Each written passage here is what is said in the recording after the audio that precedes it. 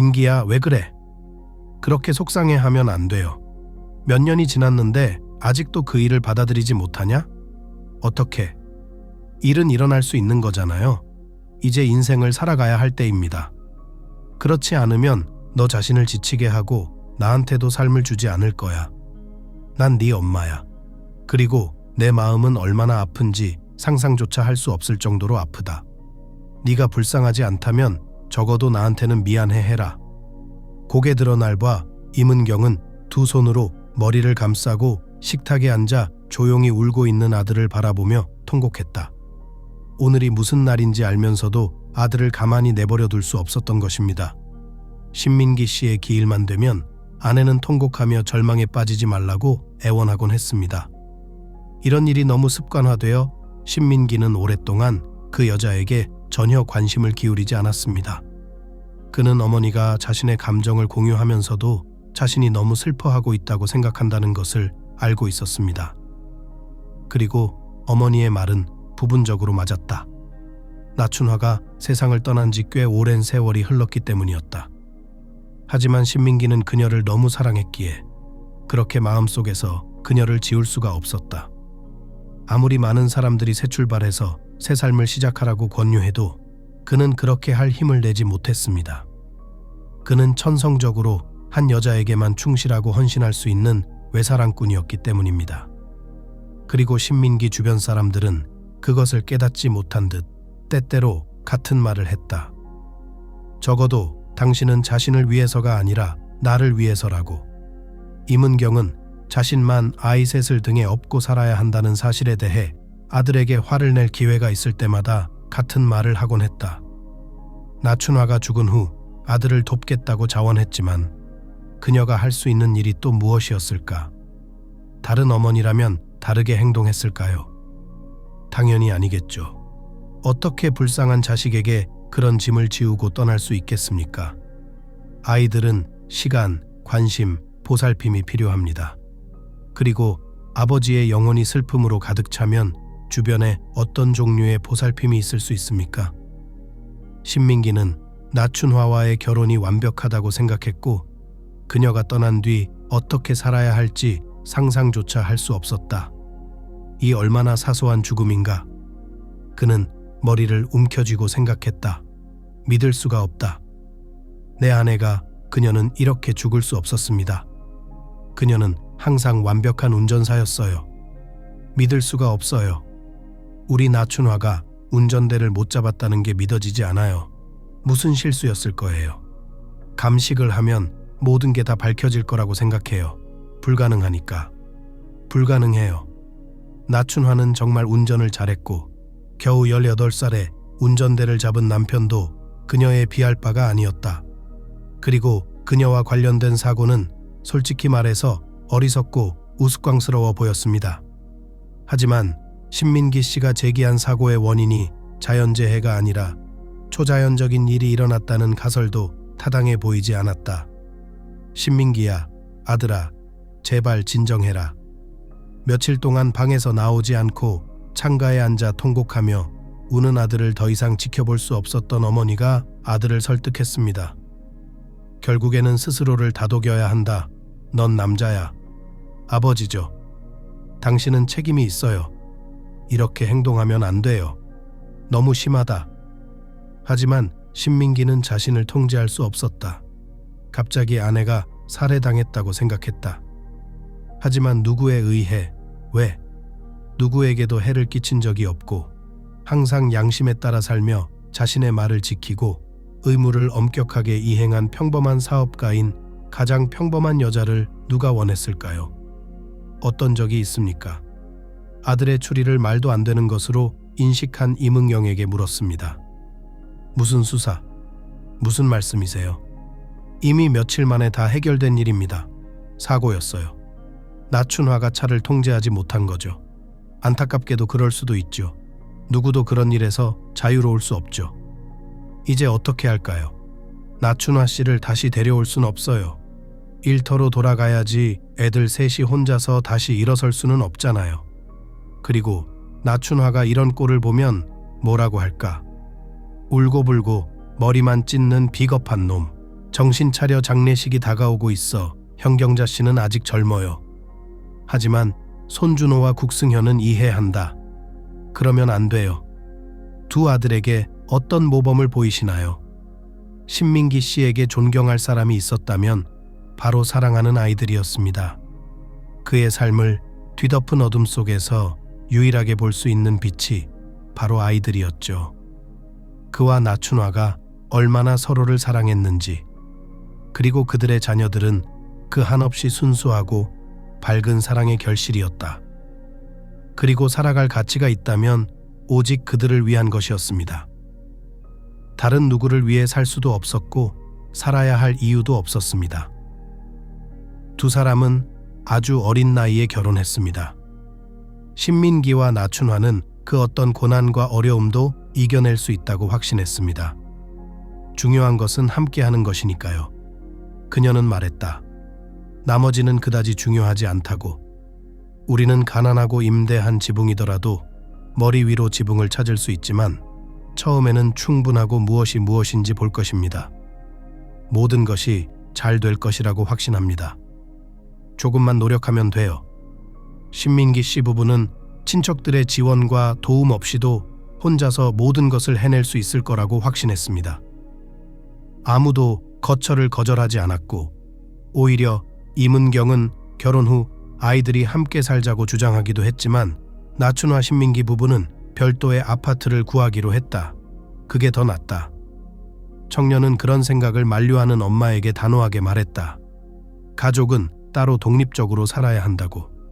그리고 나춘화 씨와 저는 한 가족입니다. 엄마, 미안하지만 저희 결정에서 물러서지 않을 거예요. 임은경은 아들이 짐을 싸는 모습을 지켜보았습니다. 두 사람은 등기소에서 혼인신고를 한 뒤 곧바로 전셋집을 구했다. 결혼식은 하지 않고 나춘화 씨와 신민기 씨가 서명만 한 뒤 어머니를 식당으로 초대했습니다. 그렇게 된다는 소식에 임은경은 물론이고 신민기의 어머니와 달리 딸을 압박하지 않고 신민기와의 관계나 앞으로의 결혼에 대해 불필요한 질문을 하지 않았던 옹춘화도 놀랐다고 합니다. 하지만 딸이 결혼식을 하지 않겠다고 통보했을 때 어머니도 충격을 받았습니다.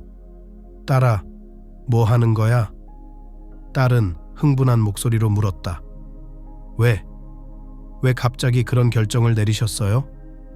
오늘은 정말 중요한 날이고 그 후에는 추억이 있어야 해요. 그리고 당신은 그것을 일종의 일상생활과 동일시하고 있습니다. 그렇게 하면 안 돼요. 나중에 후회하게 될 거예요. 특히 당신. 몇 년 후 모든 여자친구들이 결혼 사진첩을 보고 있을 때 기억에 남는 사진은커녕 드레스나 베일도 없었을 때 말이죠. 하지만 나춘화 씨와 신민기 씨는 곰곰이 생각한 끝에 이게 최선이라는 결론을 내렸습니다. 두 사람은 일찍 출근했습니다. 고등학교 때부터 아르바이트를 시작했죠. 그리고 모든 것을 생각하고 저울질한 끝에 결혼식은 돈 낭비이며 아껴둔 돈을 더 가치 있는 일에 쓰는 것이 더 낫다는 것을 깨달았습니다. 옹춘화 씨도 임은경 씨도 이를 이해하지 못했습니다. 여기서 두 여인은 완전히 동의했습니다. 모두가 당신들처럼 생각한다면 아무도 휴가를 가지지 못할 거라고. 임은경은 아들과 며느리의 결정에 매우 속상해하면서도 굳이 숨길 필요를 느끼지 못한 채 슬픈 한숨을 내쉬었다. 물론 명절이 무슨 의미가 있겠습니까? 새해 전야잖아요. 돈 낭비일 뿐이죠. 맞아요. 결국 여성들은 딸과 아들의 결정을 받아들이는 것 외에는 아무것도 남지 않았습니다. 결혼식이 끝난 후 젊은이들은 마침내 부모와 헤어졌습니다. 그래도 부모님은 잠깐 들르셨다. 임은경은 아들이 가끔 차 한잔 마시러 들르면 서운한 듯 말했다. 신민기 씨에게는 아무것도 할 시간이 없었습니다. 청년에게는 가족이 우선이었습니다. 그리고 나춘화 씨와 아이를 낳고 나서는 부모님과 손님은 전혀 신경 쓰지 않았다. 그 무렵 부부는 이미 자립했고 나춘화는 작은 매니큐어 살롱 체인을 운영하고 있었으며 신민기는 영업에서 꽤 성공했습니다. 한때 어머니는 학교에 가자고 했지만 나춘화와 신민기는 학원에서 시간을 낭비할 필요가 없다고 생각했습니다. 엄마, 이 5년이 저에게 무엇을 가져다 줄까요? 어딘가에 지원하라고 재촉하는 엄마의 말에 나춘화는 화를 내며 물었다. 시간만 낭비하고 있잖아요. 게다가 시집 가면 언제 공부를 하겠어? 나춘화 씨는 9학년 때부터 자신이 장래에 무엇을 하고 싶은지 알고 있었습니다. 그리고 그때 깨달았습니다. 그녀는 항상 자유롭고 독립적인 삶을 선호했습니다. 스케줄에 맞춰 일하고 장소에 얽매이는 것은 그녀의 취향이 아니었죠. 신민기도 같은 생각이었습니다. 두 사람이 함께 모인 이유이기도 합니다. 두 사람은 같은 방향을 바라보고 있었고 생활 습관도 거의 비슷했습니다. 몇 년을 함께 살면서 모든 큰 문제가 해결되고 필요한 것이 채워졌을 때 부부는 아이를 갖는 것에 대해 생각했습니다. 나춘화 씨와 신민기 씨는 대가족을 원했습니다. 앞으로 그들은 큰 집에서 이리저리 이사하지 않기 위해 결혼식 후 1년 만에 급하게 모기지를 받은 작은 아파트에서 이사하는 것을 꿈꿨습니다. 이 문제는 부부가 두 번째 아이를 기대한다는 사실을 알게 된 후 특히 시급해졌습니다. 확장해야 합니다. 좁은 공간에서 사는 것이 지겨웠던 나춘화 씨는 한숨을 내쉬었습니다. 부부가 넓은 집을 새로 지을 돈이 없었던 것도 아니었습니다. 시간이 턱없이 부족했습니다. 한 가지, 또 한 가지, 또 한 가지. 소준호가 유치원에 입학하자마자 둘째가 태어날 예정이었습니다. 신민기 나춘화 부부는 늘 활동적인 삶을 꿈꿔왔고 이제야 그 꿈을 이뤘습니다. 하지만 그렇게 쉬운 일은 아니었습니다. 특히 아이가 생기면 더욱 그렇습니다. 기쁨도 기쁨이지만 걱정도 많죠. 그리고 마침내 부부는 바쁜 일정과 집 건설을 병행할 수 없다는 것을 깨달았을 때 그 과정에 어머니를 참여시키기로 결정했습니다. 말도 안 돼요. 임은경 씨는 아들이 이런 아이디어를 말하자마자 외마디 소리를 질렀습니다. 미쳤어. 난 아무것도 모르는데. 괜찮아요, 엄마. 신민기는 그녀를 진정시켰다. 인부들 고용해서 일주일에 한 번씩 오면 되니까. 너랑 옹춘화는 매일 와도 되고 너희들 바쁘게 일하면서 도와줘야지 안 될 거 없죠? 오랜 설득 끝에 임은경과 옹춘화는 동의했고 마침내 집이 지어지자 온 가족이 입주했습니다. 그렇게 행복했던 집의 문턱을 넘지 못할 때가 올 줄 신민기는 상상이나 할 수 있었을까요? 나춘화가 세상을 떠난 후 그 집은 세를 내야만 했습니다. 신민기는 더 이상 그곳에 머물 수 없었습니다. 아이들과 함께 어머니와 함께 살게 되었고 옹춘화는 다시 집으로 돌아왔습니다. 임은경이 아무리 신민기에게 집으로 돌아오라고 해도 신민기는 거절했다. 왜 당신 때문에 애들이 여기 있어야 하느냐고. 그녀는 그를 원망했다. 누구를 위해서 나춘화 씨와 집을 지었습니까? 누구를 위해서? 아이들을 위해서. 너 지금 나르시시스트처럼 행동하고 있잖아, 제발. 기분이 안 좋은 건 알지만 이제 애도도 끝났으니 다시 살아가야지. 장사도 다 놓치겠어. 그럼 아이들은요? 가난하게 살라고요? 그 순간 신민기는 애도가 끝나지 않을 거라고 생각했습니다. 그는 이미 오래전에 모든 사업을 포기한 상태였다. 나춘화는 고등학교 때부터 연락을 주고받던 의리 있는 친구로부터 나춘화의 미용실 경영을 물려받았다. 명정수는 바로 친구의 도움이 꼭 필요하다는 것을 깨달았습니다. 관련 분야 종사자였던 그녀는 신민기가 어려울 때 기꺼이 어깨를 빌려주기로 했습니다. 하지만 가업을 망칠 수는 없잖아요. 그녀는 이 모든 반짝임으로 인해 앞으로 일어날 일에 대해 전혀 무관심했던 남자를 설득했습니다. 신민기는 매일매일 고민의 늪에 점점 더 깊이 빠져들고 있었습니다. 그에게는 그들 외에는 아무것도 존재하지 않았습니다. 반면 명정수는 몇 주 동안 쌓여있던 모든 문제를 즉시 해결했습니다. 속눈썹 연장을 위해 임대했던 건물을 포기하고 소수의 직원들을 내춘화 살롱으로 옮겼습니다. 몇 달 만에 그녀는 잃어버린 시간을 만회했을 뿐만 아니라 수익도 늘릴 수 있었습니다. 그녀는 서비스로 벌어들인 돈을 제외한 모든 돈을 가족에게 기부했습니다. 명정순 씨, 당신이 없었다면 어떻게 했을까? 임은경 씨는 명정순 씨의 도움에 감사하며 한탄했습니다. 아마 전 세계를 돌아다녔을 거예요. 신민기 씨한테 무슨 일이 벌어지고 있는지 보셨죠? 이제 어떻게 해야 할지 모르겠어요. 이 상태를 벗어나지 못할 것 같아요. 평생 방에 틀어박혀서 밥 먹고 씻을 때만 기어 나와서 낑낑대며 지낼 거예요. 신민희 씨만큼이나 친구의 죽음에 큰 충격을 받은 명정순 씨는 신민희 씨를 안심시켰습니다. 시간이 지나면 다 나아질 거라고. 두고 봐요.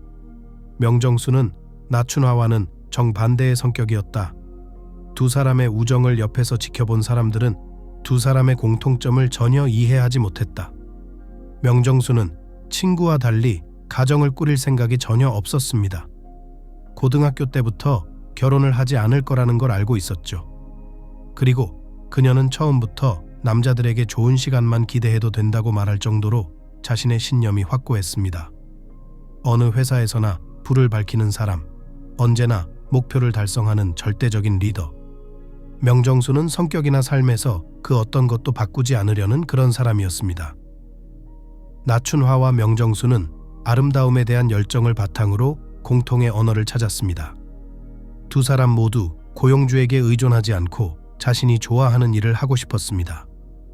둘 다 진학을 원하지는 않았지만 나춘화와 명정순은 항상 이야기할 수 있는 공통점이 많았기 때문에 서로가 얼마나 다른지조차 깨닫지 못했습니다.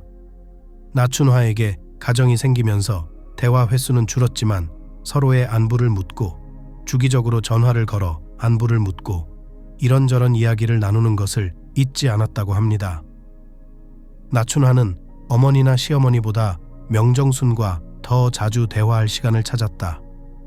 친구를 곁에 두면 마음이 편해졌고 수다를 떠는 것은 그녀를 괴롭히던 일상의 걱정과 고민을 해소하는 방법이었다.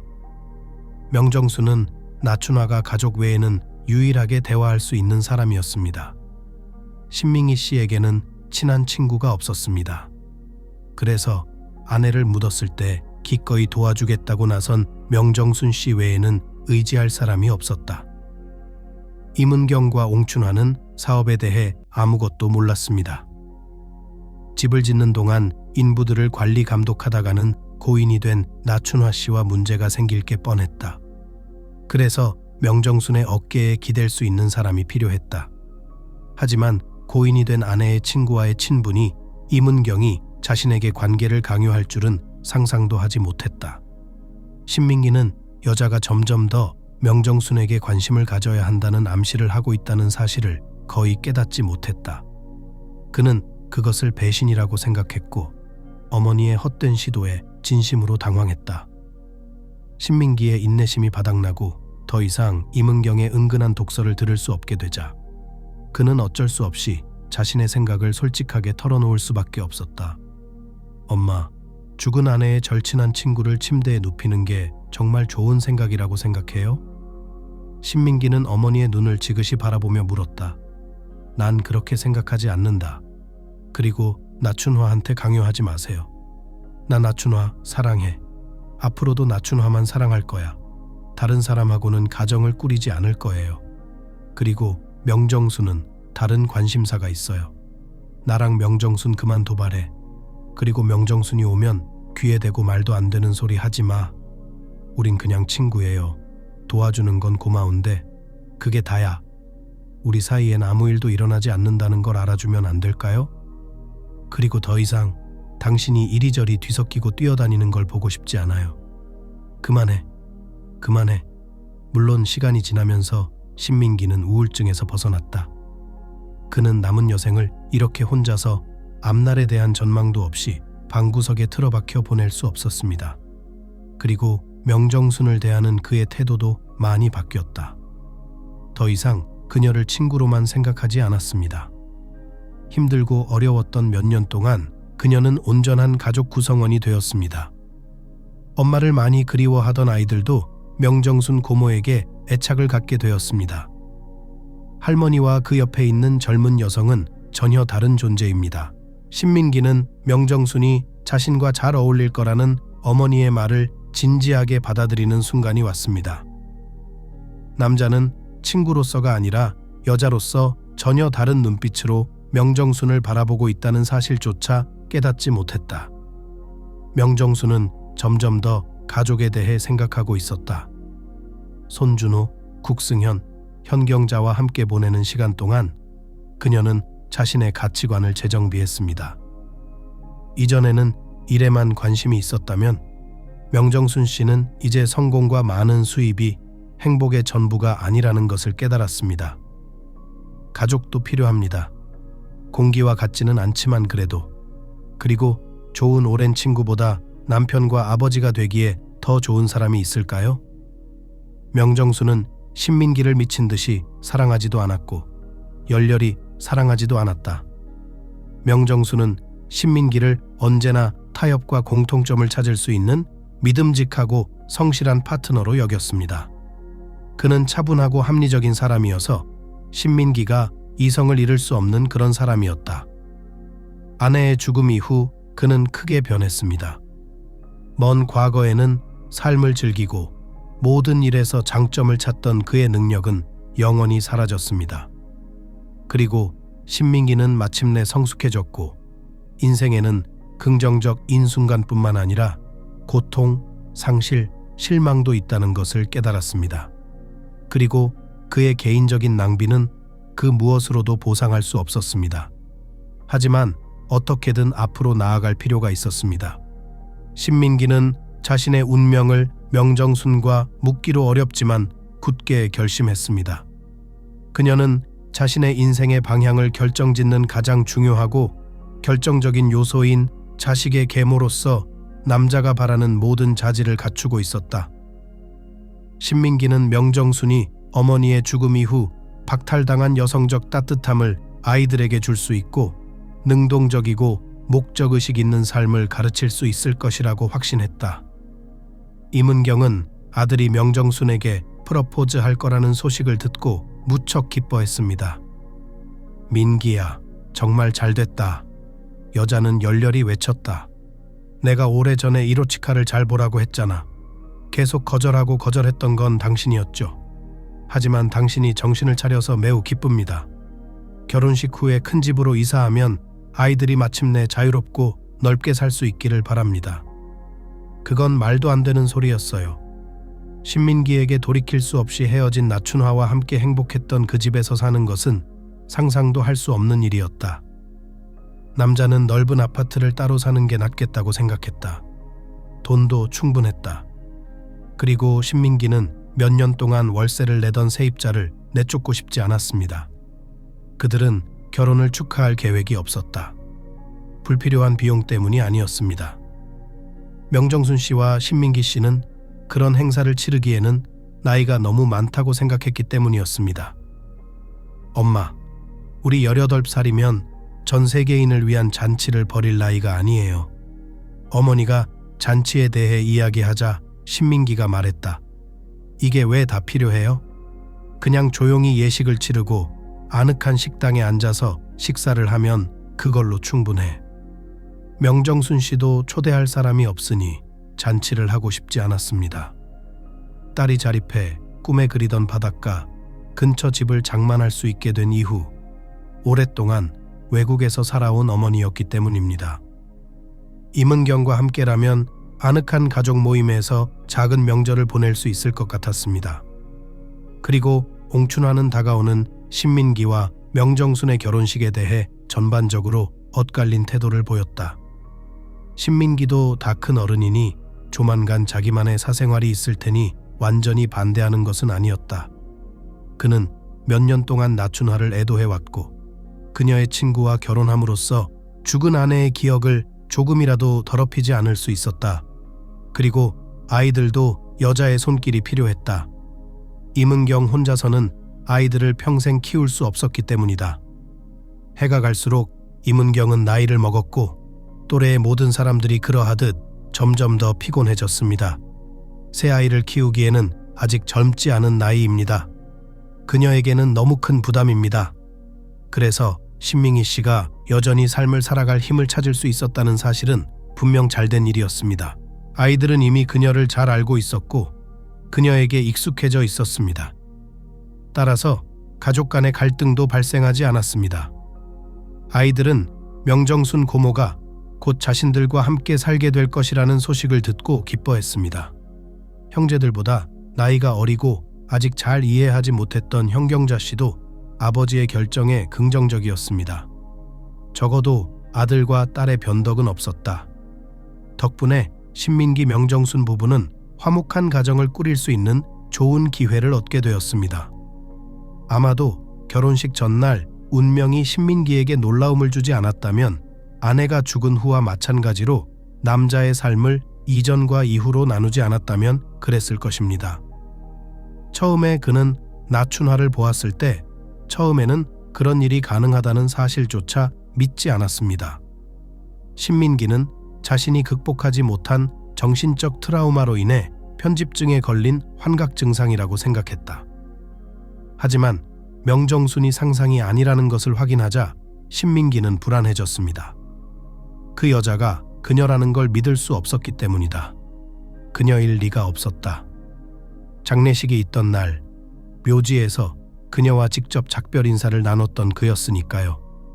마지막 한 줌의 흙을 무덤에 던졌습니다. 그리고 이제 그녀는 혼자가 아니라 완전히 낯선 남자와 함께 다시 그의 앞에 나타났습니다. 신민기는 무슨 일이 벌어지고 있는지 도무지 이해할 수 없었다. 몇 분 동안 남자는 자신이 미쳤다고 생각했습니다. 하지만 아내의 얼굴을 본 순간 그는 바로 아내에게 다가가기로 결심했다.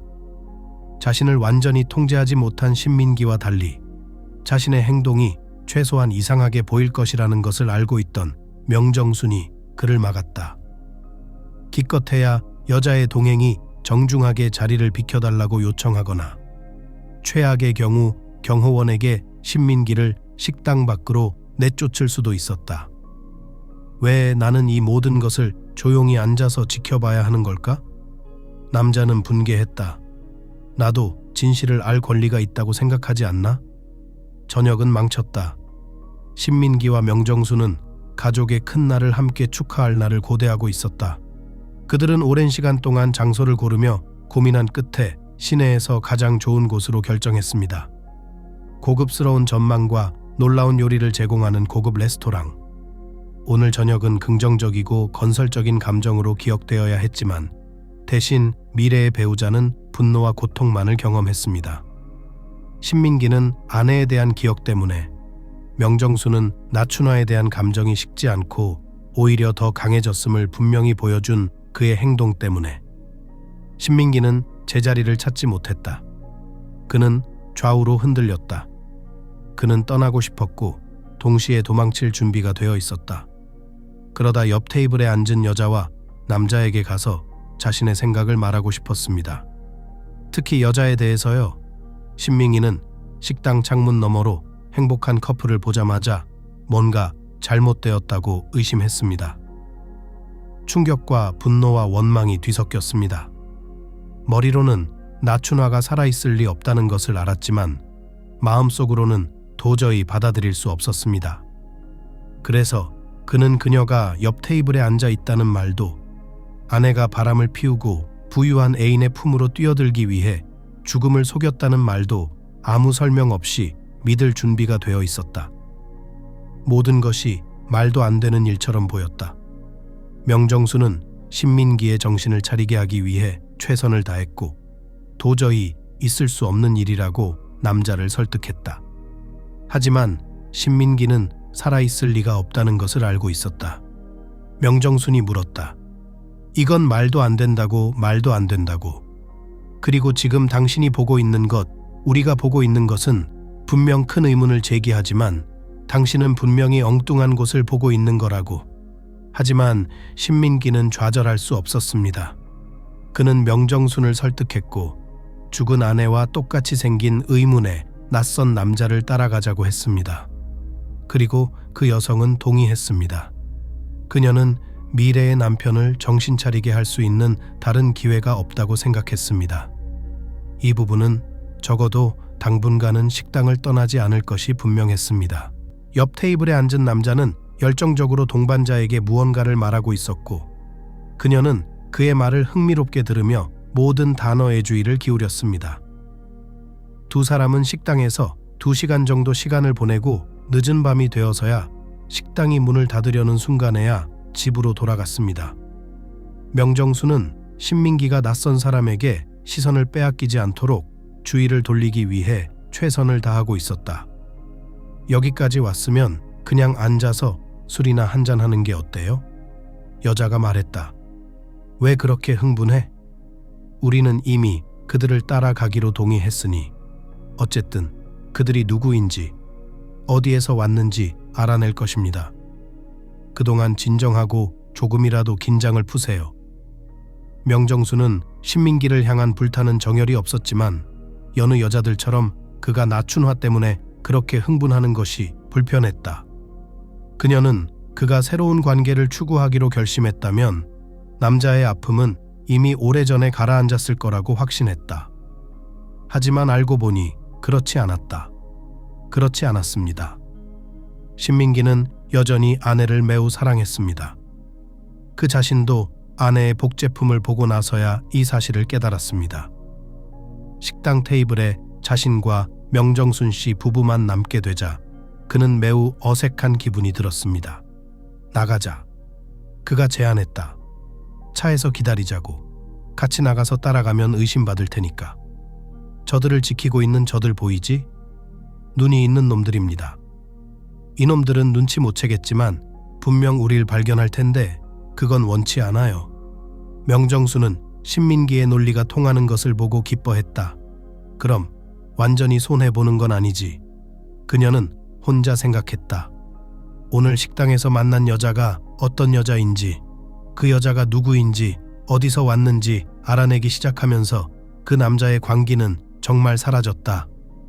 정신을 차린 신민기는 장례식 순간을 머릿속으로 되새기며 기적이 일어났다고 해도 나춘화는 살아있을 수 없다는 사실을 깨달았다.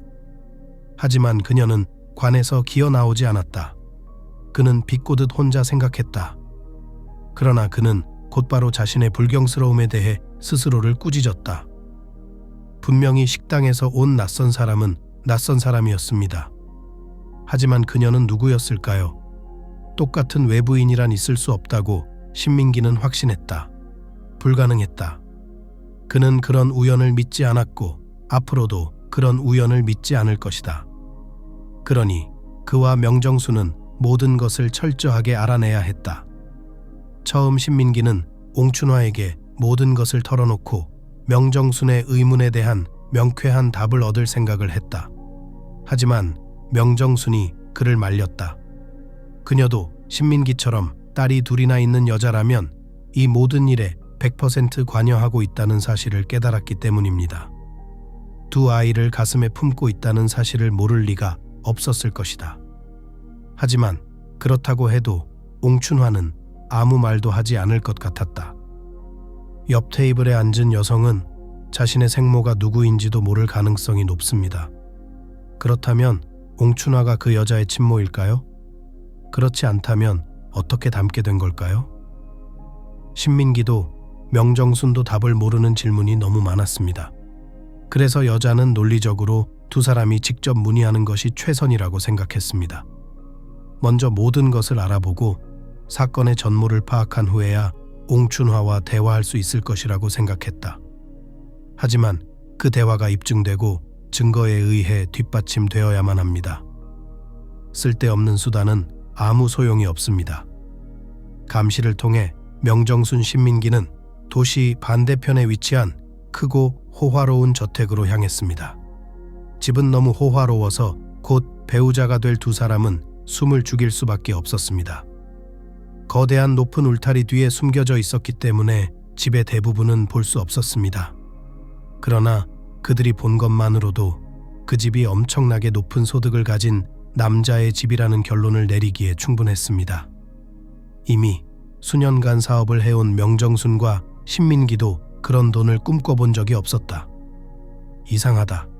신민기는 명정순과 함께 집으로 돌아오는 길에 의미심장하게 말했다. 우리 도시는 그렇게 크지 않아요.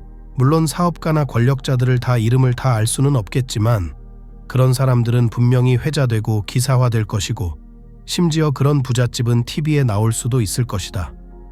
자신을 위해 그런 궁전을 지으려면 얼마나 많은 돈이 필요합니까? 유지관리, 보안에 대해 그들은 범죄에 연루되어 있고 매우 조용히 살기 때문에 아무도 그들에 대해 알지 못하는데 사실 말하자면 진실과 별로 다르지 않습니다. 아니면 새로 온 사람들일 수도 있습니다. 하지만 영구적으로 살지도 않는 마을에 이런 성을 짓는 이유는 저로서는 알 수 없습니다. 모르겠어요. 좀 미심쩍은 이야기네요. 신민기는 지금까지 이 동네에 와본 적이 없었다. 자신과 나춘화의 집이 맞은편에 있었기 때문에 이 호화로운 저택을 본 적이 없었기 때문에 눈길을 끌 수밖에 없었다. 다음 날 남자는 적어도 이웃들과 이야기를 나누고 미스터리한 부부에 대한 자세한 정보를 알아내기 위해 다시 그곳에 가기로 결심했다. 명정수는 그 생각이 어리석고 순진하다고 생각했습니다. 이 전원주택 마을에서는 보안 없이는 사람들이 대문 밖으로 코를 내밀지 않으니까요. 신민기가 자신의 아이디어를 말하자 그녀는 웃었다. 그때는 경비원들이 자고 있고 문이 열려 있어서 겨우 들어갈 수 있었어요. 그래서 누구한테 물어볼지 모르겠어요. 가장 좋은 경우에는 정착지의 영토에서 쫓겨날 것이고 최악의 경우에는 힘 있는 사람들의 총구가 당신에게 무슨 짓을 할 수 있는지 상상하기조차 무섭습니다. 하지만 신민기는 포기하지 않고 자신의 생각을 포기하지 않았습니다.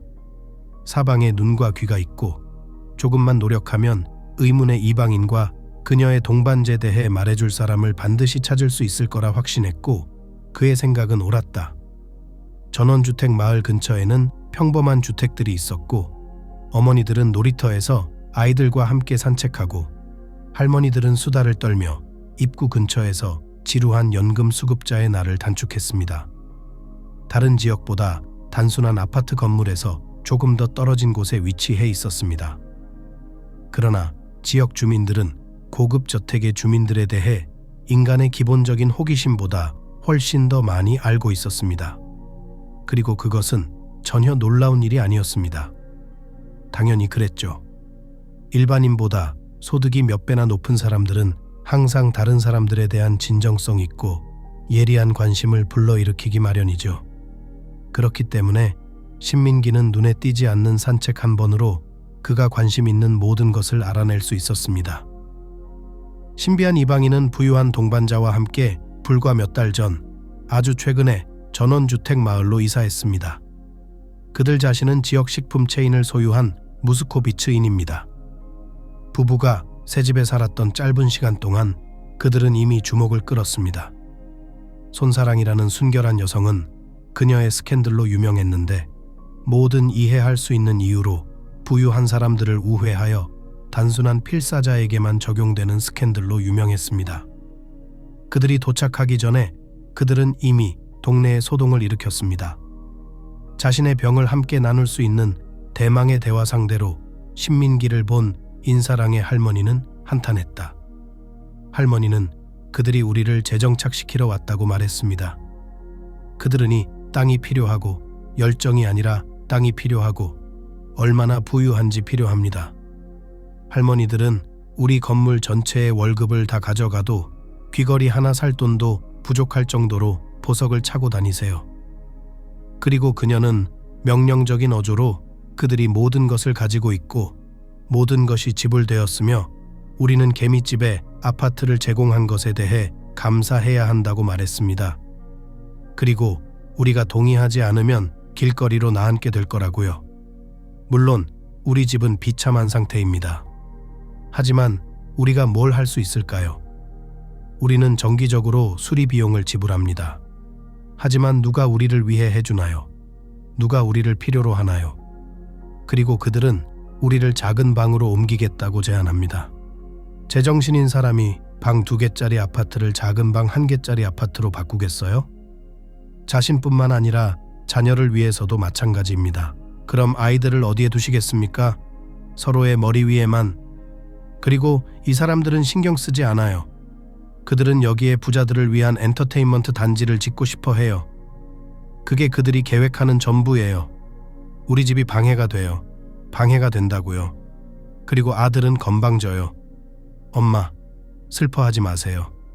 아직 입술에 우유가 묻어 있어요. 18살도 안 됐는데 무례하고 무례해요. 아버지가 어렸을 때부터 사업 훈련을 시켜서 성인이 됐을 때 본격적인 매니저가 될 수 있게 했어요. 과외, 수도에서 가장 엘리트인 학교, 모든 것을. 유일한 희망은 아들을 위해 고향으로 돌아가서 우리를 내버려 두는 것뿐이었죠. 하지만 지금은 헛된 꿈이라는 생각이 들어요. 그들은 너무 바빠요. 거의 매일 이곳에 와서 모든 사람의 문을 두드리며 서류에 서명하게 하려고 해요. 하지만 우리는 아무것도 서명하지 않을 거예요. 우리 집 대신 제대로 된 거처를 먼저 마련해주고 나서 얘기하죠. 우리가 모든 것에 만족한다면요. 그리고 그들이 땅을 원한다면 자기네 집으로 돌아가서 소란을 피우게 놔둬요. 그들은 여기 와서 우리를 괴롭히기 시작했어요. 우리는 그들에게 우리와 함께 일할 수 없다는 것을 즉시 분명히 했습니다. 우리는 그 빌어먹을 부자들에게 단 1mm도 양보하지 않을 겁니다. 그들이 땅을 원한다면 돈을 지불하게 하세요. 이웃들의 이야기를 들은 신민기는 호기심과 함께 분노가 치밀어 올랐다. 저 사람들 뭐 하는 거야? 그는 명정순에게 자신이 들은 이야기를 들려주며 분개했다. 낯선 도시에 와서 자기들만의 규칙을 만들고 있다는 거죠. 명정순은 진심으로 내가 어떤 신민기인지 이해가 되지 않았다. 그녀는 남자에게 곧 결혼한다는 사실을 상기시키려고 노력했다. 소박하고 순수하게 가족끼리만 살더라도 새 아파트로 짐을 옮기는 게 좋을 것 같았다. 그리고 아이들을 방치해서는 안 된다. 임은경 씨도 지쳐가고 있고 이제 현실로 돌아와 남의 일에 참견하지 말고 자신의 일을 해야 할 때입니다. 하지만 신민기는 마치 눈이 멀어서 아무것도 보고 듣지 못하는 것처럼 주변에는 아무도 없었다. 명정수는 신민기가 나춘화라는 낯선 여인에 대해 자세히 알게 되고 그 여인이 죽은 아내와 전혀 무관하다는 확신을 갖게 되면 마침내 진정하고 사건에 대한 관심을 잃을 것이라고 기대했다. 하지만 아니었다. 이웃들의 말은 신민기를 더욱 자극했다. 이제 그는 수도에서 온 수수께끼의 뻔뻔한 부부가 아니라 동네 주민들과 함께 싸울 준비가 되어 있는 정의에 더 관심이 있었다. 어느 날 그 남자는 이웃들의 안부를 알아보기 위해 다시 이웃들과 이야기를 나누러 갔다가 인사랑의 할머니가 그에게 말했던 바로 그 손사랑의 아들과 그녀의 남편을 만나게 되었다. 부모는 더 이상 아이를 혼자 두어 이웃을 놀라게 할 수 없었습니다. 사실 아주 젊은 남자는 경비원과 동행했지만 여전히 그는 이 작은 동네뿐만 아니라 전 세계의 왕인 것처럼 말했습니다. 인사랑의 할머니가 묘사한 것처럼 오만하고 원칙이 없고 무례했습니다. 그리고 그는 어른들에게 무례한 것을 부끄러워하지도 않았다. 겁도 없었어요. 벨트 하나 줘야겠다. 신민기는 소년의 쾌활한 말투를 들으며 혼자 생각했다. 버릇없는 놈. 소신일이 마당 전체에 정착이 임박했다는 이야기를 다 끝내자 신민기는 감히 그에게 다가가 손목을 한 대 때렸다. 왜 무례하게 굴어, 꼬마야? 남자는 소년에게 가까이 다가가며 비난하듯 물었다. 아니면 어머니와 아버지가 큰 뚱뚱한 지갑을 가지고 있으면 평범한 사람들을 모욕할 수 있다고 생각하십니까? 그리고 당신은 입마개 없이는 그렇게 불같은 연설을 할 수 없습니까? 아니면 귀를 차는 것이 두렵습니까? 신민기 소신일은 대답하지 않았다. 그 남자가 그에게 다가오자마자 아이는 즉시 경비원에게 그를 차에 태우고 가격이 얼마인지 설명하라는 신호를 보냈습니다. 소신일은 다른 차의 뒷좌석에 올라탔고 그 차는 곧바로 집을 빠져나갔습니다. 신민기는 어린아이와 그의 부모만이 고수하는 원칙과 개념에 따라 무슨 일이 일어나고 있는지 설명해주고 싶어하는 거대한 남자와 홀로 남겨졌습니다. 글쎄, 형제여, 당신은 세상에서 가장 똑똑한 사람입니까? 그는 신민기를 부추 안으로 밀어넣으며 빙그레 웃으며 물었다. 그러니 무슨 일인지 빨리 설명해 드리겠습니다. 그래야 네가 기뻐하지 않고 네 엄마도 모를 테니까. 신민기는 체격이 약한 편은 아니었지만 이 황소에게 맞설 만큼 강하지는 못했습니다. 남자는 분명 발로 차고 저항했지만 모두 헛수고였다. 어린 소년의 경비는 쉽게 그를 채 밀어넣고 잘 알려진 방향으로 그를 몰아갔습니다. 가는 길에 신민기는 밧줄로 단단히 묶인 손을 풀고 휴대전화를 꺼내려고 했지만 소용이 없었습니다. 결국 주머니에 손을 넣을 수 없었고 신민기를 숨죽이게 했던 바로 그 저택에 도착하자 경비원이 가장 먼저 한 일은 저택을 뒤져서 휴대폰을 꺼내 발로 짓밟는 것이었습니다. 꿈도 꾸지 마세요. 그는 위협적으로 말했다. 여기선 누구와도 통하지 않을 거고 아무도 당신을 찾지 못할 거라고요. 신민기의 목을 몇 대 세게 내리친 간수는 그의 멱살을 잡고 넓은 복도로 끌고 내려갔다. 남자의 눈은 2배로 커졌다. 그 순간 그는 곧 의식을 잃을 것만 같았다. 하지만 그러지 않았다. 괴하는 신민기 씨를 창문이 없는 어두운 방으로 데려가 냉장고에서 물 한 병을 꺼내 얼굴에 뿌렸고 그 후 남자는 갑자기 의식을 되찾았습니다. 비명을 지르고 싶었지만 입이 테이프로 막혀 있는 것을 발견했습니다. 모든 것이 싸구려 액션 영화 같았습니다. 신민기는 평생 이런 어처구니 없는 상황에 처한 적이 없었습니다.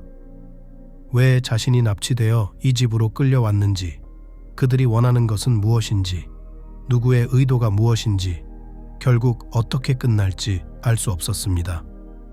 온갖 생각이 머릿속을 스쳐 지나갔고 대부분은 불안했습니다. 신민기가 아무것도 두렵지 않았다는 것은 아니지만 모든 것이 평등하다는 점에서 그는 자신이 처한 상황이 전혀 예측할 수 없는 상황이며 어떻게 끝날지 예측하기 어렵다는 것을 깨달았습니다. 몇 분 후 식당에서 온 남자가 방 문 앞에 나타났고 그 방은 앞으로 무기한으로 신민기의 집이 될 것이 분명했습니다. 경비원을 옆으로 밀어낸 그는 무심하게 감사합니다, 유광세 씨. 고맙습니다. 고마워요, 유광선 씨. 여기서부터 우리가 알아서 할게요 라고 말했다. 그 후 그는 뒤에서 문을 닫았고 신민기는 그 친절한 숙소의 주인과 단둘이 남게 되었습니다. 몇 분 동안 그들은 침묵 속에서 서로를 바라보았다. 신민기는 입을 다문 채로 말을 할 수 없었고 의문의 이방인은 대화 내용을 생각하느라 침묵을 지키고 있었다. 그는 아내와 식당에서 처음 마주친 순간부터 가족을 스토킹하던 이 수상한 남자에게 궁금한 점이 꽤나 많이 쌓여 있었다. 그중 어떤 것이 강한 세계를 시작하게 될지 그는 알지 못했다. 그는 그 모든 것에 너무 지쳐 있었다. 남자는 신민기가 최근 만승우를 말 그대로 뒤쫓아다니던 라이벌 중 한 명에 의해 심어졌다고 확신했다. 이 모든 일에는 이유가 있었다. 쉽지 않네. 그날 저녁 집으로 돌아오는 길에 손사랑에게 말했다. 남자는 즉시 감시를 알아차렸지만 아무 조치도 취하지 않았다.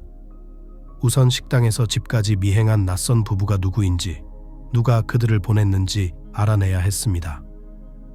나름의 채널을 통해 확인해 봤지만 별다른 성과가 없었고 한참 동안 자신의 땅이라고 주장했던 그 급한 동네 마당에서 신민기를 다시 보지 못했다면 남승우는 상황을 완전히 잊어버렸을지도 모를 일이었다. 그 후 그는 이 문제를 그렇게 방치할 수 없다는 것을 깨달았다. 자신과 앞으로의 프로젝트를 지키기 위해서는 긴급한 조치가 취해져야 했습니다. 신민기가 함정을 팠지만 설사 그런 일이 일어나지 않더라도 만승우의 부하들이 그를 납치할 수 있었다. 진실은 너무 소중했기 때문에 어떤 대가를 치르더라도 알아내야만 했다. 만승우는 이 모든 일의 배후에 무엇이 있는지 상상조차 할 수 없었다. 처음에는 신민기의 말을 믿지 않았고 그의 말을 말도 안 되는 소리로 받아들였다. 신민기가 지갑에 넣어둔 나춘화의 사진을 보여준 후에야 만승우는 자신이 헛된 공황에 빠졌다는 사실을 깨달았다. 신민기는 자신이 밖에서 벌이고 있는 일과는 전혀 무관한 사람이었다.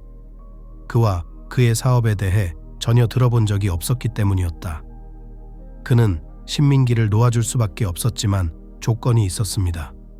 신민기의 이웃을 찾아가서 싸우는 것을 그만두는 것이었습니다. 약속을 지키지 않으면 너 혼자 살아야 한다. 그 남자가 협박했어. 내가 널 땅속에서 꺼내줄게. 만승우는 수년간 건설업에 종사한 사람이었다. 좋은 입지와 수익성 있는 사업을 보는 눈은 남달랐다고 합니다. 그의 아이디어는 실패한 적이 없었습니다. 그리고 그는 성공뿐만 아니라 실패에도 익숙했습니다. 종종 그는 우회로를 통해 건설을 위해 토지를 양도하는 협상을 해야 했습니다. 돈으로 문제를 해결할 수 없으면 다른 방법을 사용했습니다. 만승우는 그 어떤 것도 낯선 것이 아니었습니다. 성공적인 프로젝트를 만들기 위해 목표를 세웠다면 그 길에 어떤 장애물과 난관이 있더라도 반드시 해냈습니다. 그가 엔터테인먼트 단지 건설을 위해 표시한 다음 장소는 확실히 케이틀램이었습니다. 근처에는 부자들을 위한 주택이 완비된 또 다른 별장 마을을 건설할 계획이었습니다. 따라서 수요는 분명히 공급을 낳았습니다. 그리고 만승우는 이 모든 것을 괜히 시작한 게 아니었습니다. 그는 파트너와 함께 미래를 위한 계획을 세우고 이 지역의 인프라를 개발할 계획을 세웠습니다. 다른 도시에서 큰 성공을 거둔 만승우와 손우준호 부부는 고향 동네의 삶을 개선하기로 결심했습니다. 이 도시에서 태어나고 자란 두 사람이 이곳으로 돌아오는 것은 논리적이고 자연스러운 일이었습니다. 손사랑은 수도권을 떠나고 싶지 않았기 때문에 남편이 이 이야기를 꺼냈을 때 처음에는 적대감을 느꼈다고 합니다. 그러나 남편은 그녀를 사랑하고 품에 안고 있었기 때문에 많은 시간과 노력을 들여 그녀를 설득했습니다. 이 문제에서 최소한의 역할은 수도의 번잡함, 먼지 및 엔터테인먼트 부족에 지친 손우신일의 역할이 아니었습니다. 엘리트 체육관에서 공부하는 것은 그를 지루하게 만들었습니다. 도대체 왜 자격증이 필요한 걸까? 그는 궁금해했습니다. 내가 미래에 무엇을 할 것인지 분명하다면. 다른 부유층과 마찬가지로 만승우도 아들을 후계자로 여겼습니다. 아들이 아빠의 사업과 돈 외에 다른 관심사를 가질 거라고는 상상도 못했습니다. 그리고 아이는 그런 생각을 해본 적이 없었습니다. 그는 어린 시절부터 이미 인생의 모든 것을 다 가졌다는 것을 알고 있었습니다. 그리고 조금 더 크면 아버지가 알려줄 거라고 생각했습니다. 그리고 그것은 괜찮을 것입니다. 소신일이 아버지의 사업을 빨리 시작할수록 돈을 더 빨리 손에 넣을 수 있었으니까요. 그리고 그 아이는 돈을 좋아했습니다. 그는 어린 시절부터 모든 것에 익숙했기 때문에 놀라운 일이 아니었습니다. 그리고 값비싼 옷과 장비, 식당에 가고 주머니에 돈이 없으면 그의 삶을 상상할 수 없었고 덕분에 그는 자신을 부정할 수 없었습니다. 만승우는 소신이를 바라보며 행복할 수 없었다. 아버지처럼 인품과 총명함, 자기주장까지 갖춘 훌륭한 후계자였기 때문입니다. 아버지와 꼭 닮은 외모 덕분에 집안에서 그의 입지는 더욱 확고해졌습니다. 만승우는 아들에 대한 애착이 남달랐고 손사랑과 다른 자녀를 낳아도 손신이를 가장 아끼고 사랑했습니다. 그리고 그것은 단 한 가지를 의미했습니다. 그에게서 물려받은 유산은 어디에도 가지 않을 것이며 이는 어린 시절부터 크고 두꺼운 지갑을 가진 아버지가 미래의 성인 생활에서 성공의 열쇠라는 것을 깨달은 소년에게 가장 중요한 것이었습니다. 아버지가 그를 다른 도시로 데려갔을 뿐만 아니라 진정한 성인 사업을 맡겼을 때 손우신일은 단순히 행복했습니다. 그는 만승우 씨가 이렇게 일찍 자신을 사업에 끌어들일 줄은 상상도 못했습니다. 그리고 여느 10대들처럼 그 아이는 야망이 많았고 자신의 힘을 보여주고 싶은 욕구가 분명했습니다. 그래서 마치 자신이 인생의 주인인 것처럼 행동했습니다. 어떻게 그렇지 않을 수 있겠어요? 그런 아버지를 둔 손신일이 자신의 위치를 다르게 잡았다면 이상했을 겁니다. 그는 매사에 만승우처럼 되려고 노력했습니다. 심지어 명령하는 말투까지 똑같이 만들었죠. 하지만 겉으로 보기에는 조금 우스꽝스러워 보였지만 아이는 전혀 신경 쓰지 않았어요. 손신일에게 가장 중요한 것은 자신이 있다는 것이었고 나머지는 전혀 중요하지 않았다. 만승우의 아내가 신민기 씨와 나눈 대화는 당연히 아내에게 말하지 않았을 겁니다. 우리 죄수 석방하는 거죠? 남편의 사정을 늘 알고 있던 손사랑에게 물었고 신민기의 납치도 그녀의 감시를 피할 수 없었다. 우리 아들은요? 그녀는 진정되지 않았다. 이런 사건이 또 일어나면 어쩌지? 그나저나 그 사람이 왜 식당에서 우릴 따라왔는지 말했어. 그가 우리에게 뭘 원했나요? 어디선가 마주친 적이 있나요? 남승우는 아내에게 신민기가 다시는 나타나지 않을 거라고 장담했다. 하지만 나머지 질문들에 대해서는 대답하고 싶지 않았다. 죽은 신민기의 아내의 사진이 여전히 그의 눈앞에 있었기 때문입니다. 천성적으로 논리적이어야 하고 모든 것을 제자리에 둬야 하는 만승우는 궁금했다. 하지만 신민기의 아내 때문이 아니라 자신의 아내 때문이었다.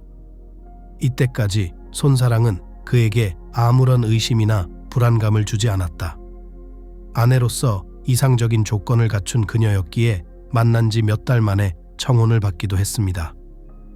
그 당시 이미 장성한 남자였던 남승우는 결혼 경험이 없었고 항상 그런 동반자를 꿈꿔왔는데 우연히 그녀가 자신에게 다가왔다는 사실에 남자는 하늘의 계시를 보았다. 그는 핵심의 현실주의자였기 때문에 그런 것을 거의 믿지 않았지만 우연한 만남을 주선한 더 높은 힘을 의심하지 않는 것은 불가능했습니다. 남승우는 자신의 운명을 또래의 여자와 묶어두는 일은 거의 없었다. 결혼에 대해 처음 생각하자마자 그는 젊은 동반자를 선택할 것이라는 것을 확실히 알고 있었습니다. 그러나 너무 많이는 아닙니다. 다리가 긴 어린 소녀들에게 몸을 던지고 온 세상을 발 앞에 던질 준비가 되어 있는 남성 범주에 그 남자는 속하지 않았습니다. 그는 그러한 관계가 장기적이지 않을 것임을 깨달았습니다. 어린 소녀들은 너무 바람이 많이 불고 긴 루브를 추구하면서 절대적으로 무엇이든 할 준비가 되어 있습니다. 따라서 그러한 인생 파트너가 더 성공적이고 부유한 사람을 만나 자마자 결혼 생활을 떠날 것이라는 보장은 없었습니다. 남승우에게는 아내만 필요한 것이 아니었습니다. 인생관을 공유하고 함께 계획을 세우고 실현할 수 있는 믿음직하고 의리 있는 여자가 필요했습니다. 밤길에서 우연히 만난 손사랑은 만승우가 늘 꿈꿔왔던 여인이었습니다. 그날 그녀는 퇴근이 늦어 차를 못 타고 돌아오고 있었습니다. 버스를 놓친 그녀는 길거리로 나가 투표를 해야만 했습니다. 한 친절한 남성이 기꺼이 그녀를 집까지 태워다 주겠다고 했고 그녀는 매우 고마워했습니다. 아, 당신이 아니었다면 어떻게 했을지 모르겠어요. 손사랑은 온갈거렸다. 아마 아침까지 거기 서 있었을 거예요. 아, 제발. 만승우가 만승우를 흔들었다. 그럴 가치 없어 좋은 사람 도와주면 되지 않아요? 사람은 서로 도와야지. 한마디 한마디 길 위에서 이야기를 나누던 두 사람은 며칠 후 고급 레스토랑에 앉아 사적이고 다소 민감한 주제를 놓고 이야기를 나누게 되었습니다. 손사랑은 그 남자를 모든 것을 나눌 수 있는 사람으로 생각했기 때문에 자신의 어려운 운명에 대해 이야기했습니다. 그는 신뢰할 수 있는 사람이었다. 특히 만승우 자신도 그날 밤 계시를 좋아했기 때문에 이렇게 짧은 시간에 자신을 편안하게 해줄 수 있는 좋은 사람과 이야기를 나누고 싶었던 것이다. 손사랑은 평생을 고아원에서 보낸 불우한 운명의 소녀였습니다. 10살이 되어서야 자신을 가족으로 받아준 사람들을 만났습니다. 그러나 그들은 고아를 사랑하고 보호하고 키우려는 욕망 때문에 그렇게 한 것이 아니었습니다. 그 집은 가난했고 일손이 절실히 필요했습니다. 손사랑은 그들이 입양한 첫 번째 소녀가 아니었습니다. 형제자매도 입양한 적이 있었습니다. 특히 부부는 각자가 어떤 종류의 노동에 종사할 수 있도록 이미 법적 연령이 된 아이들을 입양했습니다. 여자아이들은 집과 가정을 돌보고 남자아이들은 전형적인 남성의 일을 했습니다. 양부모가 큰 개인 주택에 살았기 때문에 그런 집안일이 많았습니다. 그리고 그런 대가족의 가정을 관리하는 것은 쉽지 않았습니다. 그 당시 가족은 번영하는 것으로 간주되었고 굶주리지 않았으며 이미 좋았습니다. 그리고 집이 있었고 모든 것이 가득 찬 컵이 있었습니다. 행복하게 살 수 있었습니다. 처음에 손사랑은 드디어 가족을 찾았다는 사실에 행복했습니다. 하지만 양부모가 어떤 사람인지 알게 되자마자 소녀의 기쁨은 끝이 났습니다. 양부모는 엄격할 뿐만 아니라 때때로 잔인하기까지 했습니다. 그런 억압 속에서 생활하는 것은 매우 힘들었습니다. 하지만 손사랑은 견뎌냈습니다. 손사랑은 성장하자마자 집을 떠나 집을 나섰습니다. 양아버지와 양어머니를 실망시켰습니다. 그들은 노동자로 키웠습니다. 하지만 딸은 그냥 도망쳤어요. 그리고 돈도 가져갔죠. 그 딸이 또 뭘 할 수 있었겠어요? 손사랑이 평범한 가정에 평범한 10대였다면 일을 해서 돈을 모을 수 있었을 겁니다. 하지만 그녀의 부모는 그녀를 포함한 모든 아이들을 통제했습니다. 방과 후 단 몇 시간이라도 일을 하는 것은 비현실적인 일이었습니다. 어머니는 이 사실을 알고 손사랑을 심하게 혼내곤 했습니다. 그들은 무언가를 찾았지만 찾을 수 없었습니다. 대도시에서는 그렇게 하는 것이 매우 어렵습니다. 사람은 건초 더미에서 반을 찾기와 같습니다. 그는 사라졌고 그게 다이고 모든 것이 사라졌습니다. 시간이 지나면서 모든 이야기는 잊혀졌고 손사랑은 서서히 자신의 자리를 찾기 위해 싸우기 시작했습니다. 힘들었지만 탈출 후 얼마 지나지 않아 어느 정도 괜찮은 직장을 구했고 다른 여자와 둘이서 살던 허름한 방을 제법 괜찮은 숙소로 바꾸기도 했습니다. 만승우와의 만남은 그녀에게 운명이 되었습니다. 그 남자는 손사랑이 진정한 배려와 사랑이 무엇인지 깨닫게 해준 유일한 사람이었습니다. 그는 그녀보다 훨씬 나이가 많았지만 그가 그녀에게 결혼을 제안했을 때 그녀를 막지 못했습니다. 오히려 손사랑은 그것이 더 좋다고 확신했다. 성숙하고 부유한 남자가 가족에 대한 모든 책임을 맡았습니다. 소녀는 단순하고 젊은 남자를 동반자로 선택한 많은 동료들처럼 돈을 어디서 구할지, 내일 아이에게 무엇을 먹일지 생각할 필요가 없었습니다. 만승우를 만나면서 손사랑은 늘 부족했던 평화와 안정을 찾았습니다. 그녀는 행복했고 남편을 두고 바람을 피울 생각조차 하지 않았다. 처음에는 깨닫지 못했지만 시간이 지날수록 만승우보다 더 소중한 사람은 없다는 것을 깨달았습니다. 그는 그런 아내를 만나 행복했습니다. 손사랑은 어릴 적부터 힘들고 고된 집안일과 요리 솜씨를 배웠기 때문에 남편과 집안 살림을 혼자서 도맡아 했습니다. 만승우가 아내에게 하인을 고용하자고 제안했을 때 그녀는 진심으로 분개했습니다. 뭐 하는 거야? 손사랑이 소리쳤다. 이게 다 뭐야? 집에 낯선 사람이 들어왔어. 나 혼자서도 잘 살고 있는데 이런 거 다 필요 없어요. 난 궁궐에서 자란 게 아니야. 사실 난 널 돌보는 게 좋아. 그리고 난 당신이 항상 여기 있을 낯선 여자가 요리한 아침과 저녁을 먹고 싶지 않아요. 그럴 가치가 없어요. 아들이 태어나고 걱정이 커졌을 때도 손사랑의 마음은 변하지 않았습니다. 아이를 돌보며 집안에서 할 수 있는 일과 할 수 없는 일을 모두 해냈고 심지어 그것을 즐기기까지 했다. 손신일과 만승우 모두 손사랑과 함께하고 싶은 마음이 간절했다. 남자는 아내가 그에게 아들을 주었을 때 너무 행복했습니다. 후계자. 손우신일에게 자신의 모든 미래가 있다는 것을 깨달았다는 생각뿐이었습니다. 부부는 앞으로 둘째, 더 나아가 셋째를 가질 생각도 했지만 뜻대로 되지 않았습니다. 그리고 만승우는 고집을 부리지 않았다. 그리고 손사랑이 병원에 가자고 하면 하지 말라고 했어요. 너 미쳤어?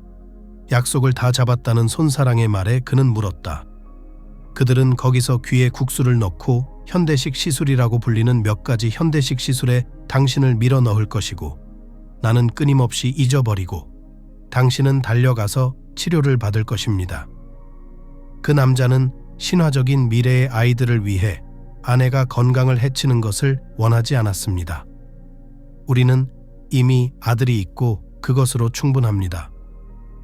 남승우 씨는 단호하게 말하며 가족 중에 아이를 많이 낳은 적이 없고 장기적으로도 가능하지 않을 것 같다고 걱정하는 아내를 안심시켰습니다.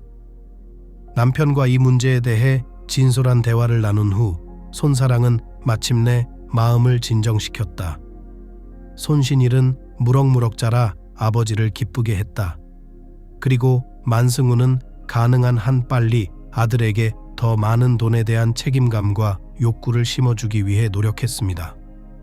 그 남자는 그에게 사치에 익숙해졌고 휴가를 위해 가장 비싼 호텔을 예약하고 브랜드 옷을 사고 정기적으로 고급 레스토랑을 방문하는 등 부유한 삶이 무엇인지 정기적으로 보여주었습니다. 부모가 서로를 사랑하고 아들이 서로를 사랑하는 이 명예롭고 번영하는 가족이 평범한 사람들에게 그렇게 잔인할 수 있다는 것이 믿기 어려웠습니다. 불가능할 것만 같았지만 실제로도 그랬죠. 만승우는 자신의 사업과 막대한 이익을 위해 파괴된 가정과 파괴된 인간의 운명을 외면했습니다. 그는 오직 사업에만 관심이 있었고 사업에만 관심이 있었습니다. 손사랑은 연민이라는 측면에서 남편과 크게 다르지 않았습니다. 출산 휴가를 나오자마자 바로 남편의 일을 도왔다. 그리고 그때까지 손사랑은 남편의 일에도 가끔씩 관여했습니다. 남승우 씨는 이미 아내에게 좀 더 적극적으로 남편을 도와주길 바란다는 뜻을 분명히 밝힌 상태였다. 한 집, 한 가정, 한 가족, 그것도 다 좋은데 남편에게 무슨 일이 생기면 어쩌나. 더 이상 젊지도 않은 남자가 누가 아들을 돕고 그를 지원할까요? 오직 어머니뿐입니다. 그리고 이 손사랑은 모든 일을 알고 남편의 모든 프로젝트를 철저히 이해해야 했습니다. 그것이 그녀가 한 일입니다. 손사랑은 수도를 떠나고 싶지 않았지만 아들과 남편을 위해 동의했습니다. 그리고 그것이 자신에게 어떤 결과를 가져올지 상상조차 할 수 없었다. 만승우는 의심을 그냥 버릴 사람이 아니었다. 매사에 명쾌하고 체계적인 것을 선호하는 사람인 그는 오랫동안 마음에 품고 있던 아내 신민기에 대한 의문으로 돌아왔습니다. 신민기는 거의 잊어버릴 뻔했거나 적어도 머릿속에서 지우려고 노력했지만 만승우는 납치된 남자의 고인이 자신의 아내와 똑 닮았다는 사실을 떠올리지 않을 수 없었다. 손사랑은 자신의 부모를 몰랐다. 그리고 그것은 만승우가 의심할 필요가 없는 사실이었다. 손사랑의 어머니가 병원에 입원해 있을 때 손사랑을 위해 포기각서를 써준 적이 있었기 때문입니다. 하지만 어머니가 그렇게 한 이유는 미스터리였습니다. 왜 한 딸은 데려가고 다른 딸은 운명에 맡겼을까? 나춘화는 아버지에 대해서도 전혀 알지 못했습니다. 어머니는 그런 이야기를 하는 것을 좋아하지 않았다. 어렸을 때는 몰랐고 아버지에 대해 계속 물었지만 나춘화는 커가면서 어머니에게 더 이상 묻지 않았다. 사실 나춘화는 10대가 되면서 아버지에 대해 더 이상 알고 싶지 않았고 아버지가 필요하지 않다는 것을 깨달았다. 그 오랜 세월 동안 딸의 안부를 묻기 위해 한 번도 나타나지 않은 남자가 왜 그런 아버지가 필요할까? 그는 아버지라고 부를 자격이 있는 사람일까? 나춘화의 머릿속에 떠오른 대답은 당연히 아니다였다. 그리고 시간이 지나자 그녀는 그 문제를 완전히 덮어버렸다. 알아낼 것도 없었고 알아낼 이유도 없었다. 나춘화는 아버지의 눈도 마주치고 싶지 않았다. 적어도 그녀는 아버지가 자신을 버렸다고 생각했다. 그렇지 않다면 왜 어머니가 그토록 아버지에 대해 말하지 않으려고 조심했을까? 아버지가 떠났다면 그녀는 아버지가 필요하지 않았을 것입니다. 그는 책임을 지는 것이 두려웠고 신이 그와 함께 할 것입니다. 나춘화가 그를 판단할 일이 아니다. 더군다나 이제 다 컸으니 친아버지라는 낯선 남자가 저 멀리 어딘가에 살고 있다는 사실에 대해서는 전혀 신경 쓰지 않았다. 나춘화는 어머니의 운명이 얼마나 힘들었을지 상상조차 할 수 없었다. 옹춘화는 자신의 아픔을 남에게 말하지 않으려는 성격의 소유자였다. 무슨 일이 생기면 남에게 드러내지 않고 혼자서 사귀는 것이 최선이었다. 또래 친구들이 여자친구와 모든 고민을 털어놓던 젊은 시절에도 옹춘화는 모든 것을 혼자만 간직했습니다. 실패한 연애는 청춘의 특권이고 누구도 실수해서 자유로울 수 없습니다. 반대로 첫사랑이 갑자기 행복해지면 믿기 어렵습니다. 반면에 옹춘화는 자신이 제대로 된 남자와 사랑에 빠졌다고 진정으로 믿었습니다. 그는 모든 면에서 긍정적이었고 그녀와 달리 유복한 가정에서 자란 지방 출신이었다. 그녀는 결혼하여 행복하게 살기를 바랐습니다. 글쎄, 어떤 소녀가 그것을 원하지 않습니까? 특히 어린 나이에 사랑이 우선이고 격렬한 감정과 열정의 배경에 대해 다른 모든 것을 창백하게 만드는 어린 나이에. 그러나 옹춘화가 없이는 그녀의 삶을 상상할 수 없었던 청년은 전혀 바보가 아니었습니다. 그는 부모님이 지방 신부를 받아들이지 않을 것임을 깨달았습니다. 특히 아주 존경할 만한 집안의 소녀가 그와 결혼할 예정이었기 때문에 더욱 그랬다. 그리고 그의 어머니와 아버지는 아들이 시골 소녀와 결혼하는 것을 포기한다면 뼈를 묻을 것입니다. 의심의 여지가 없었습니다. 그래서 청년은 스스로 옹춘화와의 관계를 끊기로 결심했다. 그는 이 땅에서 가족에게 큰 갈등이 일어나고 있다고 느끼자마자 즉시 헤어져야 한다는 사실에 대해 이야기했습니다. 옹춘화는 실망했다. 머리로는 남편이 왜 이러는지 이해했지만 마음속으로는 받아들일 수 없었습니다. 배신, 진짜 배신이었다. 옹춘화는 엄청난 상처와 분노를 느꼈습니다. 그리고 아이를 임신했다는 사실을 알게 되자 삶은 전혀 재미가 없었습니다. 누가 옹춘화에게 아기를 원하겠어요? 그리고 집에 돌아가면 어머니는 뭐라고 하실까요? 그녀는 딸이 좋은 교육을 받고 좋은 직장을 구하고 어떻게든 자신의 삶을 정리하기를 원했습니다. 대신에 기저귀, 요람, 끝없는 쟁기질, 기저귀 값 한 푼 한 푼 세는 것뿐이었죠. 옹춘화는 처음으로 말 그대로 생존을 위해 이렇게 살아야 했습니다. 어머니에게 딸이 한 명이 아니라 2명이라는 사실을 숨겼습니다. 딸들은 너무 달랐다. 둘째가 첫째처럼 건강하고 튼튼하게 태어났다면 옹춘화는 둘 다 데려갔을 것이다. 하지만 둘째 딸의 생명에 대한 의사의 전망을 들은 후 그녀는 둘째를 포기하기로 결심했습니다. 그녀는 살아남을 가능성이 거의 없습니다. 의사는 한탄했다. 그녀는 너무 약합니다. 체중을 늘릴 수 있을지 확신할 수 없습니다. 설령 살아난다고 해도 앞으로 건강 문제가 생기지 않을 거라는 보장도 없습니다. 옹춘화는 의사에게 왜 그런지 물어볼 생각조차 하지 않았습니다. 그 순간 옹춘화에게 그것은 관심 밖의 일이었습니다. 그녀는 약하고 병든 아이를 원하지 않았다. 그 여자가 너무 냉소적이고 잔인해서가 아니었다. 그보다 훨씬 단순한 이유였습니다. 아픈 아기는 짐입니다. 그녀는 결코 아이를 일으켜 세울 수 없을 것입니다. 음식, 약, 돌봄. 그 많은 돈은 다 어디서 나오는 거죠? 당연히 아무데도 없죠. 산파는 완전히 엉망이었는데도 옹춘화를 도와 출산을 취소시켰어요.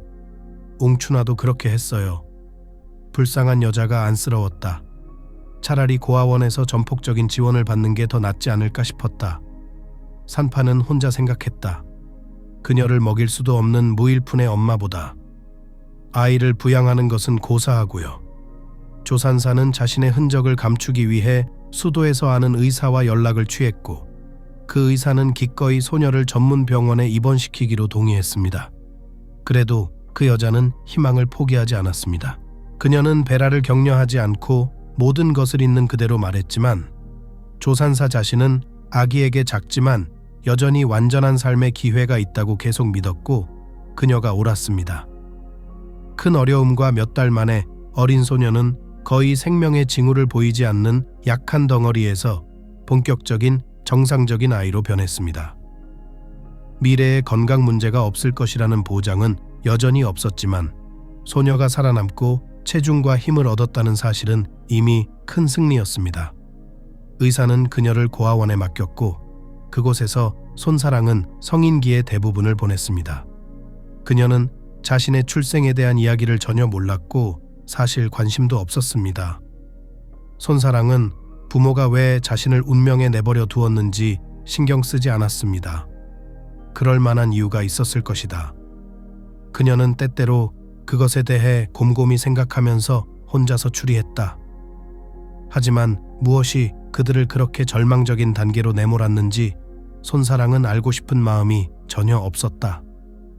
그녀는 전혀 알지 못했던 부모님에 대한 어떤 태도를 가지고 있었습니다.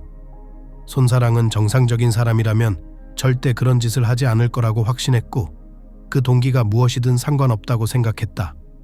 그래서 만승우가 아내의 출생 사실을 알게 되었을 때 손사랑은 처음엔 심하게 받아들였다. 내가 당신 보안 능력에 대해 몰랐을 것 같아요? 그녀는 분개하며 물었다. 그렇게 오랜 세월 당신과 함께 살았는데 내가 내 가족을 조사해달라고, 내 부모가 누군지 알아달라고 부탁을 못할 것 같아?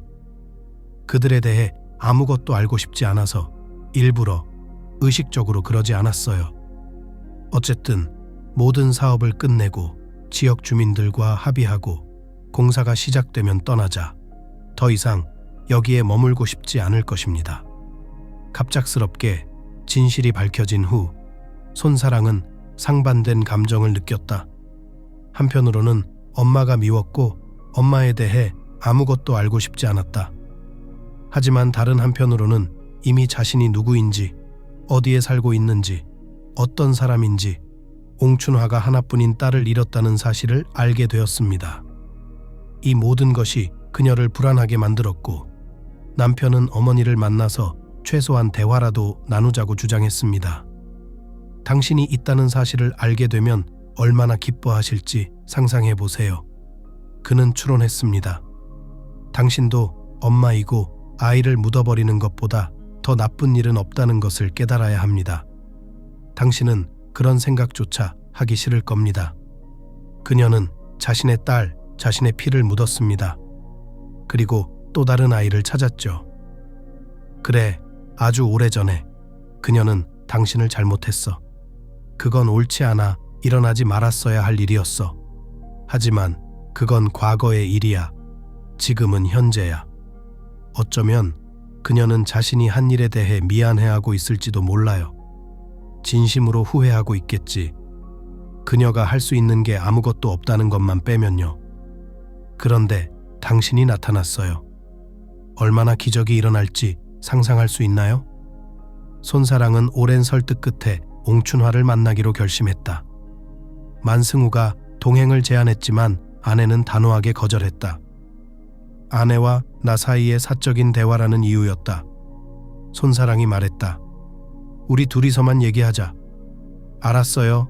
만승우도 동의했다. 혹시 늦어질지 모르니까 경호원 좀 데리고 가세요. 걸어서라도 혼자 집에 가면 안 돼요. 그날도 옹춘화는 바람을 쐬러 나가기로 마음먹고 입구 근처 벤치에 앉았습니다. 자동차 소음이 들리고 고급 승용차 2대가 집으로 다가오는 것을 발견한 그녀는 할 말을 잃을 뻔했습니다. 동네에 그런 차는 한 번도 본 적이 없었기 때문입니다. 그리고 그들은 여기서 무엇을 하고 있었을까요? 큰 의문이 생겼습니다. 만약 옹춘화가 신민기의 사연을 자세히 알고 있었다면 그렇게 놀라지 않았을 것이다. 하지만 명정순과 신민기는 식당에서 본 여자가 정말 고 나춘화와 똑 닮았다는 사실을 말하지 않기로 했다. 신민기는 그렇게 생각하지 않았다. 그 여성에게 큰 충격을 줄 수 있다고 생각했기 때문이죠. 옹춘화는 차에서 내려 자신을 향해 다가오는 딸을 보고 실신할 뻔한 순간 자신의 눈을 믿을 수 없어 벤치에서 일어나 힘겹게 일어섰다. 나춘화, 나춘화. 속삭이듯 손사랑에게 손을 내밀었지만 나춘화는 자신이 나춘화가 아니라는 사실에 단번에 어안이 벙벙해지며 어머니의 탄식을 듣고 서 있었다. 손사랑은 딸을 너무나도 사랑한 이 불쌍한 여인에게 진심으로 미안한 마음이 들어 잠시나마 딸이 살아있을지도 모른다고 믿었다. 정신을 차린 옹춘화는 자신이 잔인하게 착각했다는 것을 깨달았다. 그리고 한때 자신을 잔인하게 버려 운명에 맡겼던 어린 소녀를 떠올렸다. 자신이 얼마나 큰 실수를 했는지 알았더라면, 그녀가 알았더라면, 물론 그녀는 다르게 행동했을 것입니다. 하나님이 주신 아이를 받아들일 힘을 찾았을 것입니다. 어떻게든 두 아이를 키웠을 것입니다. 조금은 힘들었을지라도 그녀는 아이들을 키웠을 것입니다. 하지만 당시 옹춘화는 삶의 고난이 두려워 의지가 너무 약했습니다. 그리고 오랜 세월이 지나 딸 하나를 잃고 또 다른 딸을 얻은 지금 그녀는 자신의 행동을 뉘우치고 후회했습니다. 하지만 더는 의미가 없었습니다. 돌이킬 수 없었기 때문이다. 손사랑은 고아원에서 보낸 세월과 잔인했던 가족을 자신의 삶과 기억에서 결코 지울 수 없었습니다. 그리고 그럴 필요도 없었습니다. 그것은 운명이 그녀에게 부여한 귀중한 경험이었습니다. 사람마다 다르죠. 뭔가 필요한 일이 있었을 겁니다. 손사랑이 작은 마을에서 어머니와 함께 살았다면 만승우를 만나지 못했을 겁니다. 그리고 언니와의 관계도 어떻게 됐을지 아무도 알 수 없었을 것이다. 이미 지나간 일은 지나간 일이고 후회할 필요는 없습니다. 받아들일 수는 있지만 그것을 곱씹고 머릿속으로 되새기며 한탄할 필요는 없습니다. 손사랑은 이 사실을 깨닫고 나서야 어머니를 용서할 수 있었습니다. 립서비스가 아닌 진심에서 우러나온 용서였다. 남승우는 기뻐했습니다. 그는 아내가 옹춘화와 화해하기를 진심으로 바랐습니다. 두 사람이 서로를 다시 찾는 것은 그에게 매우 중요한 일이었습니다. 어머니는 오랫동안 무덤 속에 계셨고 어머니가 돌아가신 후에야 남자는 세상에서 더 소중하고 소중한 사람이 없다는 것을 깨달았습니다. 남승우는 어머니의 사랑과 보살핌, 조언, 진심, 어린 대화가 그리웠습니다.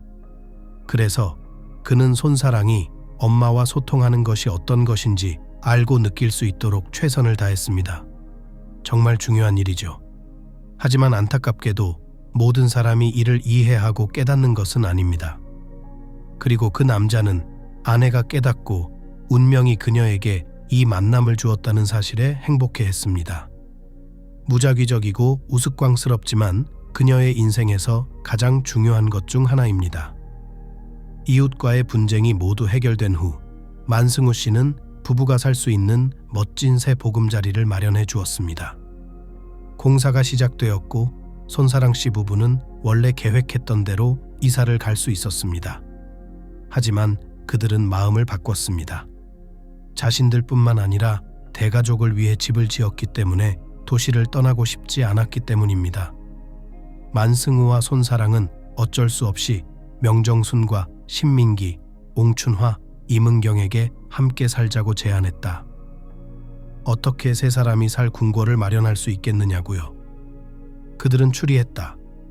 그리고 손신일은 사업과 돈만 생각하며 조금은 사교적이지 않게 자라고 있기 때문에 좋은 회사를 갖게 될 것이다.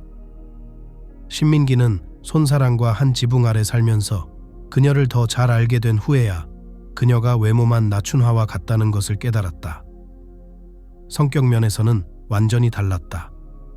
신민기는 죽은 아내에 대한 이야기를 단번에 끝내고 마지막 작별 인사를 건네며 그녀를 떠나보냈다. 그는 더 이상 밤에 나춘화 꿈을 꾸지 않았고 길에서 지나가는 모든 여자에게서 그녀를 보지 않았다.